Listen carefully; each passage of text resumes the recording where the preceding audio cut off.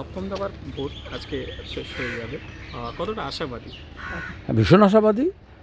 গোটা দেশে মানুষ শান্তির জন্য ভোট দিচ্ছে, যাতে দেশে শান্তি ফিরে আসুক, মণিপুর থেকে কাশ্মীর পর্যন্ত।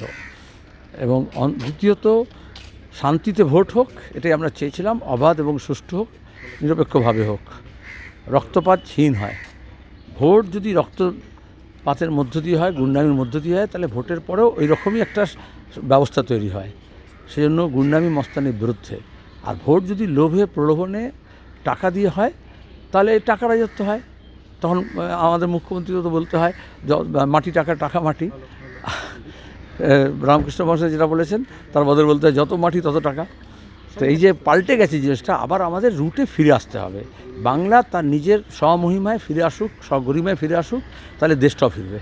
স্যার, কাল আমরা দেখতে পাই যে ডায়মন্ড হারবার কনস্টিটিউয়েন্সিতে খুব বেশি মানে সন্ত্রাস হচ্ছে একদম, কাল রাত্রির থেকে হচ্ছে। আচ্ছা, ডায়মন্ড হারবার আজকে হচ্ছে সন্ত্রাস, ওটা সন্ত্রাস কবলিত এলাকা। যেমন সন্দেশখালী ছিল বা রাখার চেষ্টা করা হয়েছে, এরকম ডায়মন্ড হারবার কেন্দ্রের 4টি বিধানসভা কেন্দ্র, সেখানে দাঁড়িয়ে গুন্ডাদের রাজত্ব চলে, আর পুলিশ সেখানে তাদের সেবা করে, লুটেরাদের রাজত্ব চলছে। এবং এই ভাইপো এইরকমই একটা একতন্ত্র কায়েম করেছে ওখানে, ছোট্ট করে একটা মডেল। ডায়মন্ড হারবার মডেল মানে হচ্ছে যেখানে আমাদের ক্যান্ডিডেট ঢুকতে পারবে না, যেখানে মানুষ প্রচার করতে পারবে না, পোলিংয়ে বসতে পারবে না, আর লুট হবে, ভোট লুট হবে, জমি লুট হবে, প্রাকৃতিক সম্পদ লুট হবে, আর তারপরে লম্বা চওড়া কথা বলবে। আসলে লোকে তাদের তৃণমূলের আসল স্বরূপটা বুঝে নিচ্ছে। এবং বিজেপি এত অপদার্থ, তারা ওটাকে এই লিস্টটা দিয়ে দিয়েছে। যেমন বাংলাকে এতদিন লিস্ট দিয়েছে যে তোমরা লুট করো, তাহলে পিসি ভাইপো যেখানে থাকে সেখানে কোনো দল আসবে না বলে পুলিশ পাহারা দিয়ে আটকে রাখে।